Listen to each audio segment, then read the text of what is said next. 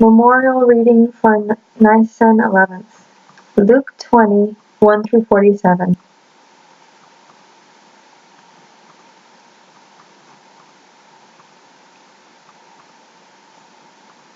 Sorry, it's very long.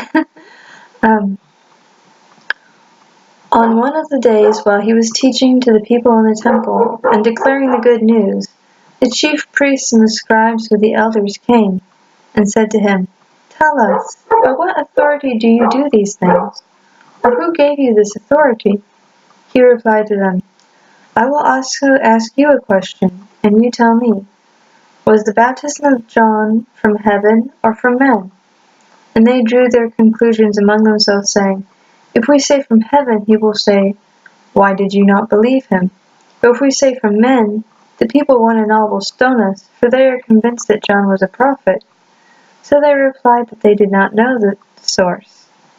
Jesus said to them, "Neither am I telling you by what authority I do these things."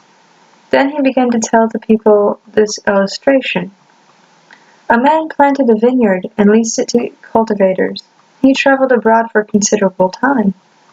In due season he sent a slave to the cultivators so that they would give him some of the fruit of the vineyard.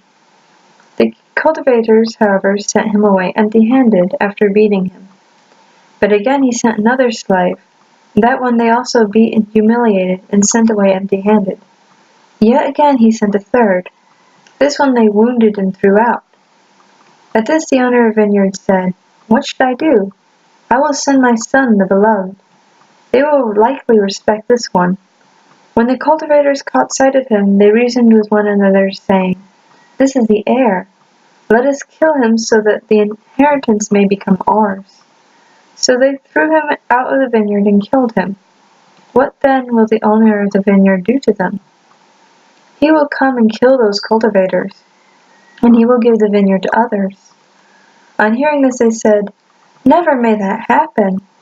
But he looked straight at them and said, "What then does this mean where it is written, 'The stone that the builders rejected, has this become the chief cornerstone?' Everyone falling on that stone will be shattered.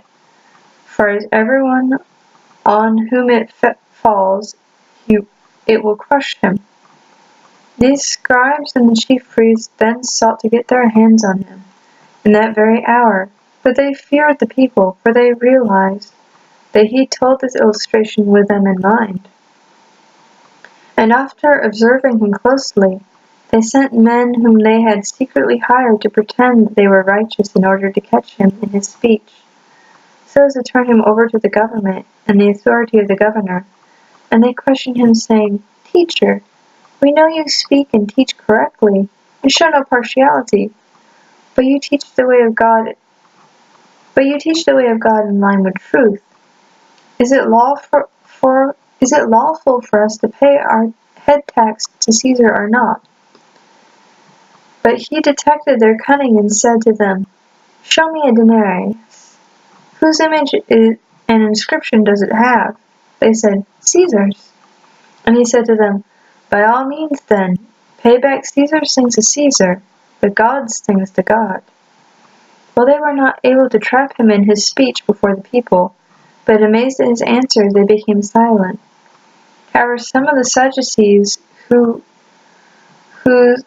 say there is no resurrection came and asked him, "Teacher, Moses wrote us, if a man's brother dies, leaving a wife, but he was childless, his brother should take up the wife and raise up the offspring for his brother.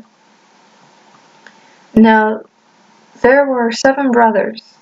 The first one took a wife, but died childless. So the second and the third married her. Likewise all 7. They died and left no children. Finally the woman died.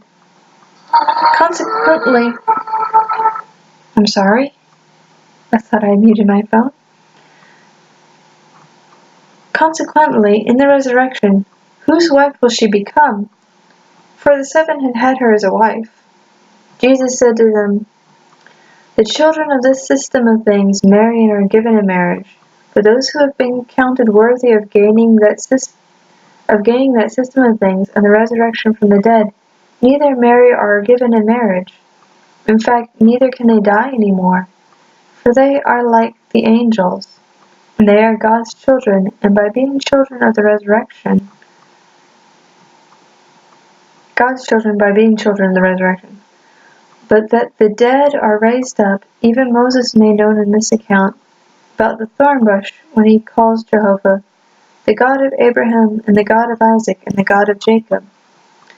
He is a God of not of the dead, but of the living, for they are all living to him. In response, some of the scribes said, Teacher, you spoke well, for they no longer had the courage to ask him a single question. In turn he asked them, How is it they say that the Christ is David's son? For David himself says in the book of Psalms, Jehovah said to my Lord, Sit at my right hand, until I place your enemies as a stool for your feet. David therefore calls him Lord, so how is he his son?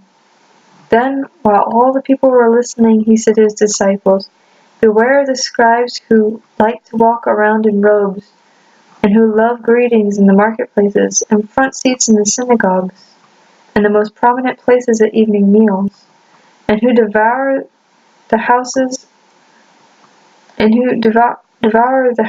the widows, and for show make long prayers. These will receive a more severe judgment.